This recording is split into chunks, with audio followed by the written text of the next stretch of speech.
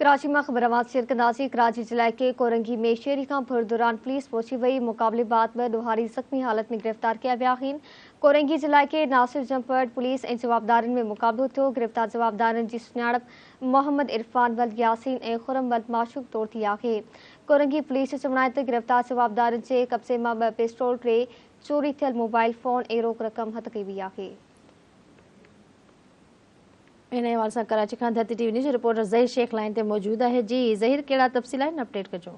जी, कराची जी district Korangi के अंदर एक अहम कार्रवाई कई वही है। कार्रवाई के दौरान जो मानू गिरफ्तार किया हुआ है। गिरफ्तार जो अफराद उनमें मोबाइल हथ और मोटरसाइकिल हथ उन गॾ जो असले के भी हथ किया हुआ। पुलिस जो चवण है कि स्ट्रीट क्रिमिनल हैं जिनकी काफ़ी अरसे का जांच कई भी वजे कामयाब कार्रवाई का गिरफ्तार किया हुआ है।